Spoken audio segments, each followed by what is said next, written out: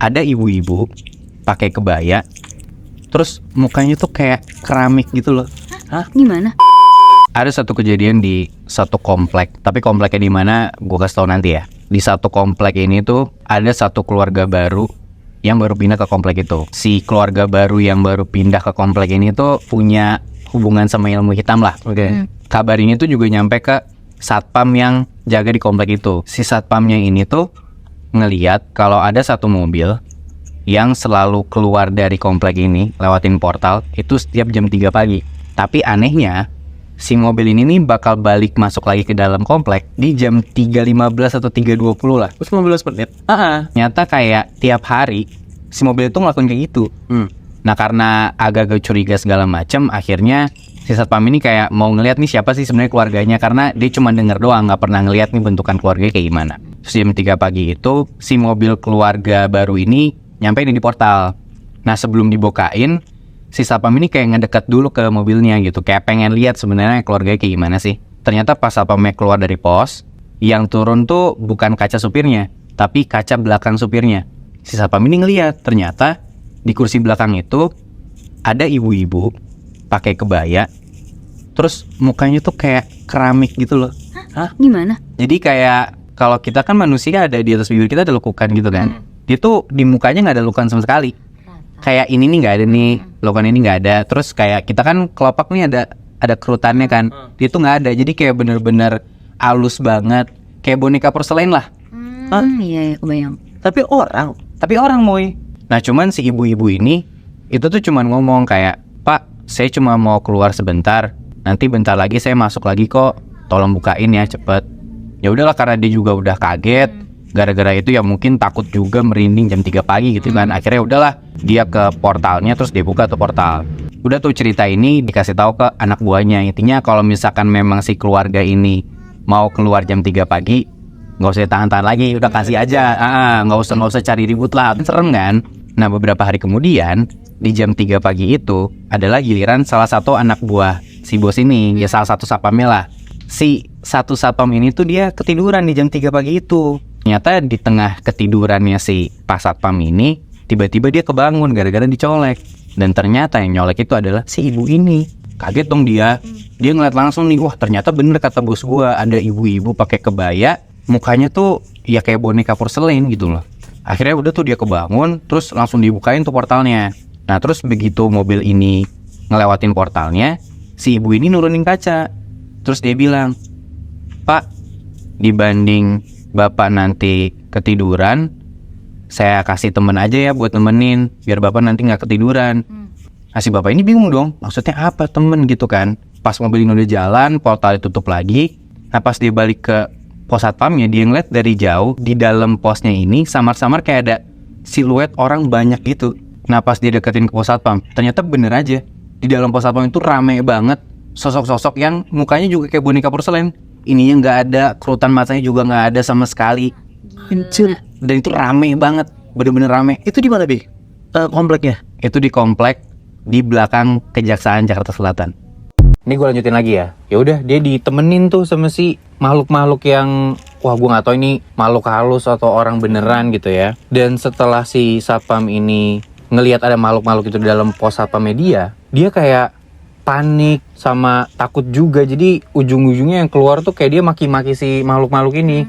Kayak, "Anjing bangsat lu, siapa lu semua." Tapi setelah dia maki-maki kayak gitu, si makhluk-makhluk ini serentak ngeliatin dia, melotot, terus langsung senyum lebar ke dia gitu. Dari situ akhirnya si satpam ini kabur lah, dia cabut dari pos satpam itu. Dan ya udah, semenjak itu si satpam ini akhirnya trauma lah. Dia bilang ke atasannya dia nggak mau lagi tuh shift malam karena dia takut banget. Dikasih lah sama satpam atasannya itu, dia tuh shiftnya pagi ke malam aja. Ternyata setelah kejadian itu terornya tuh nggak berhenti di situ aja. Jadi ada satu momen abis bangun subuh, ini by the way namanya Bang Sofian ya, si satpam ini. Dia bangun subuh sekitar jam 4-an pagi, tiba-tiba kontrakannya dia itu diketok sama orang. Ya dia mikir kayak, siapa nih yang namu pagi-pagi ke kontrakan gua gitu. Dan di situ posisinya dia bangun sendiri. Dia udah punya istri di kontrakannya dia, tapi istri lagi tidur. Dia ke depan, ke pintu depan gitu ya. Terus dia megang gagang pintu. Tapi tiba-tiba dia jadi nggak mau bukain pintunya. Karena tiba-tiba si Bang Sofyan ini nyium kayak ada bau daging mentah. Dari luar rumahnya. Dari luar rumahnya, dari balik pintu itu. Bukan daging busuk ya, tapi daging mentah merah yang kebayang gak sih lo kalau misalkan lo ke supermarket nih.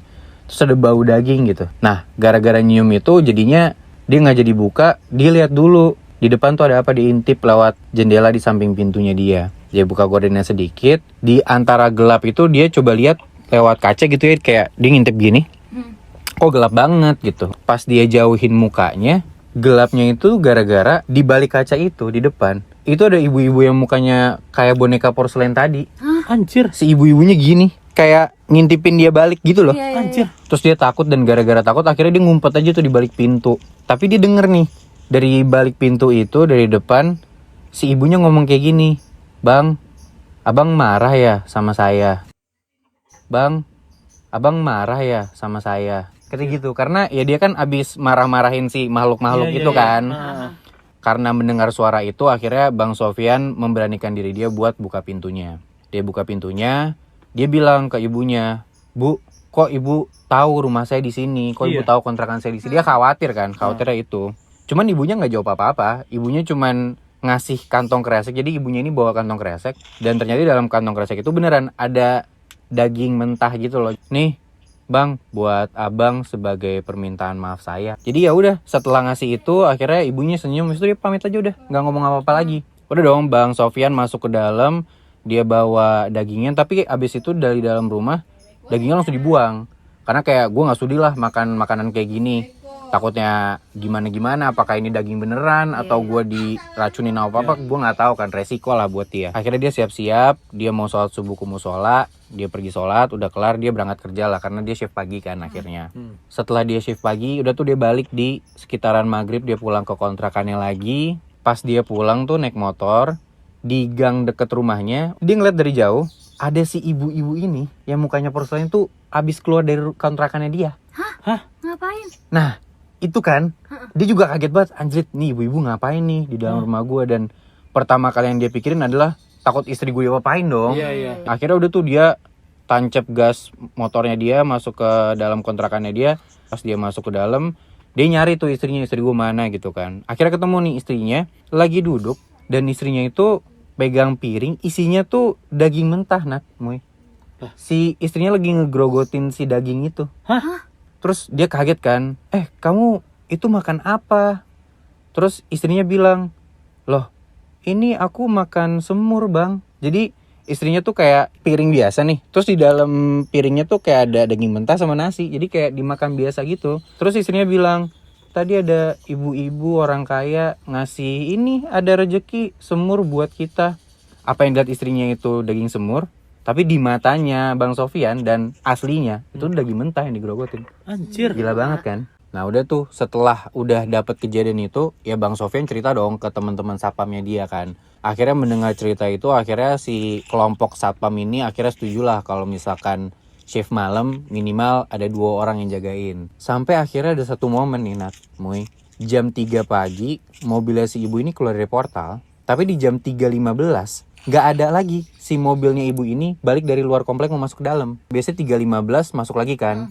3.15 nggak masuk, 3.30 juga nggak muncul mobilnya, 3.45 sampai akhirnya di jam 4 pagi si 2 satpam yang lagi shift pagi itu, shift subuh itu, mereka ngelihat dari jauh ada cewek jalan kaki nyeker ke arah pos satpam.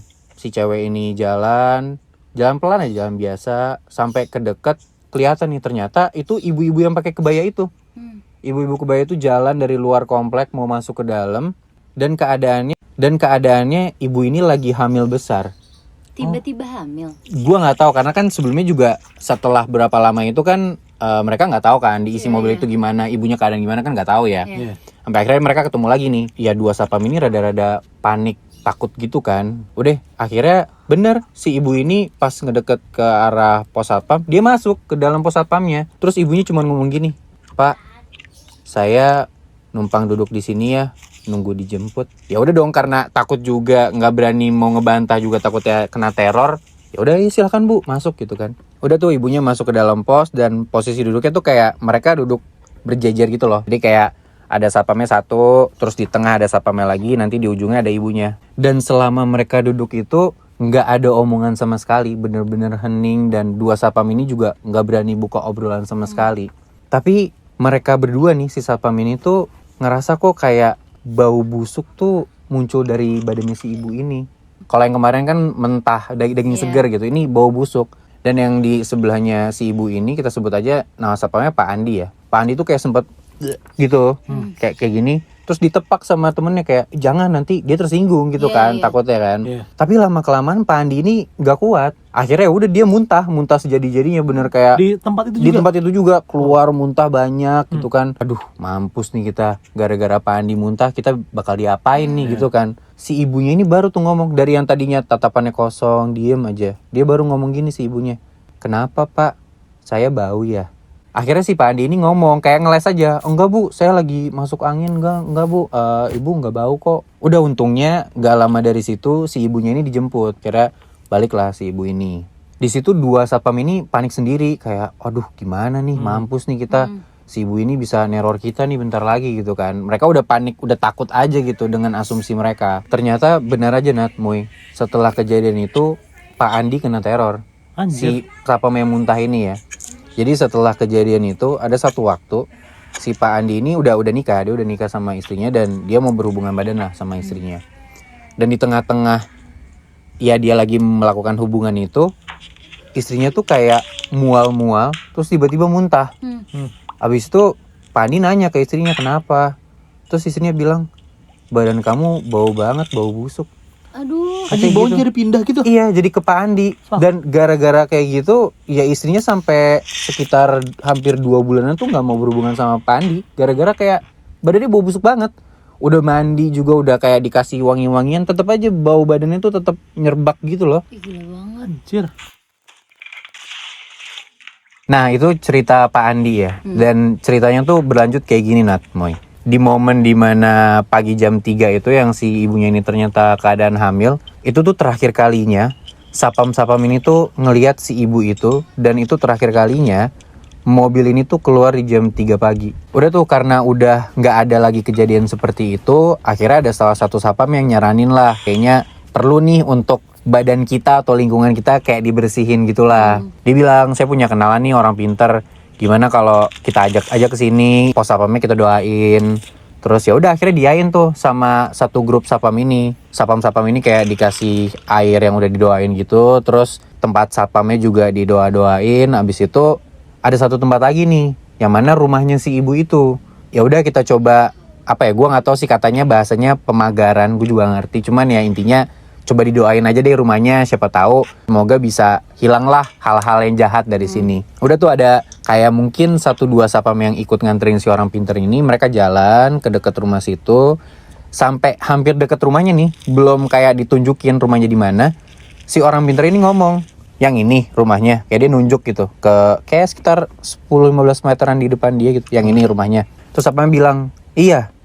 Terus orang pinternya bilang gini, ya kalau yang ini mah setan juga cium tangan sama beliau. Masa? Orang pinternya ngomong gitu. Udah tuh akhirnya dari situ si orang pinter ini nyerah.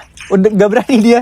Masuk pun juga belum ya? Belum, Moy. Mau doain dari depannya dia udah gak berani. Anjir. Saking takutnya. Udah tuh nyerah, dia pulang dari situ. Cuman ya udahlah, untungnya berakhir damai gitu ya. Untungnya juga kedepannya selama berbulan-bulan gak ada lagi teror-teror kayak jam 3 pagi ataupun mereka melihat si ibu-ibu bermuka boneka porselen ini juga gak ada. Tapi sampai ada satu momen nih, setelah beberapa bulan itu, momennya di bulan puasa. Kan kalau misalkan bulan puasa tuh aktivitas semakin malam ya. Ada 2 kejadian nih yang aneh. Gak bisa dibilang teror sih, cuman masih berhubungan juga sama si boneka porselen ini. Nah, kejadian yang pertama kayak gini Nat, Moy. Pas malam-malam itu ada satu satpam ini tuh ngeliat anak-anak lagi bergerombol gitu, kayak lagi main petasan gitulah. Ya udah satpam ini mau negor dong. Pasti deketin si gerombolan anak-anak ini. Dari deket satpamnya tuh ngeliat salah satu di antara gerombolan ini ada anak bocah cowok yang mukanya tuh kayak boneka porselen. Anjing. Satu. Terus dari situ si Sapam ini nanya kayak, woi lu anak mana lu gitu kan, lu dari mana, anaknya siapa gitu kan. Iya. Ya anak bocah digituin takut dong. Akhirnya kabur tuh mereka segerombolan, kabur semua termasuk si anak yang mukanya kayak boneka porselen ini. Si Sapam ini tahu dong backstory tentang si boneka Iya. porselen ini. Jadi dia juga rada panik kan. Udah nggak ada teror lama, tiba-tiba muncul lagi nih makhluk ataupun orang yang mukanya kayak boneka porselen gitu. Yang kedua nih, kan kalau misalkan taraweh paling selesai kayak 8:30 lah ya. Iya. Nggak akan lebih dari jam 10 kan. Tapi ada satu malam di bulan puasa itu, tapi Sapam berbeda ya. Dia lagi patroli malam-malam sekitar jam 11-an malam, harusnya udah sepi dong. Di jalan di komplek itu dia ngelihat ada satu cewek pakai mukena panjang gitu ya. Terus dia mau samperin kan ya, sebagai Sapam gestur aja ke warga gua, ramah gitu ya, mau negor gitu. Dia deketin terus dia mau nyapa, tapi pas dilihat dari deket ternyata si cewek ini yang pakai mukena itu mukanya kayak boneka porselen. Anjing serem banget lagi. Parah banget kan, jam 11 malam Nat, dia sendirian gitu, sepi, kosong. Nah di cerita itu si Sapam ini pingsan setelah ngeliat itu. Dan setelah 2 kejadian itu memang si Sapam-Sapam ini juga makin sering mengalami hal-hal atau momen-momen mereka ngeliat orang yang mukanya tuh kayak boneka porselen. Mau malam, mau siang, itu tetap ada gitu. Kayak misalkan ada ibu-ibu yang nganter anak sekolahnya gitu ya, terus ada Sapam yang ngelihat anaknya mukanya kayak boneka porselen, tapi pas ditegesin lagi, oh ternyata enggak. Jadi kayak Halu Bi. entah itu halu atau kayak mereka kena kutukan, gue juga nggak ngerti. Tapi ya itu mereka tuh Sapam-Sapam ini mengalami hal-hal yang seperti itu. Ya kurang lebih kayak gitulah cerita Sapam-Sapam di komplek ini. Sebenarnya banyak sih yang komen nebak gitu ya, ini sebenarnya di komplek yang mana. Cuman demi kenyamanan bersama dan karena gue menjaga nama komplek yang diceritain sama temen gue juga, gue nggak bisa kasih tahu sih secara eksplisit ini sebenarnya di mana. Dan gue juga sebenarnya masih banyak pertanyaan juga sih dari gue sendiri gitu ya, karena kan ini dari tahun 2008. Ini sebenarnya si makhluk-makhluk ini tuh orang atau makhluk lain, dan ibunya juga kemana kok tiba-tiba hilang aja, apakah dia masih tinggal di situ atau enggak, Sapam-Sapamnya masih kerja di situ apa enggak gitu. Mungkin teman-teman TikTok juga mempertanyakan hal itu gitu kan. Ya bisa jadi sih.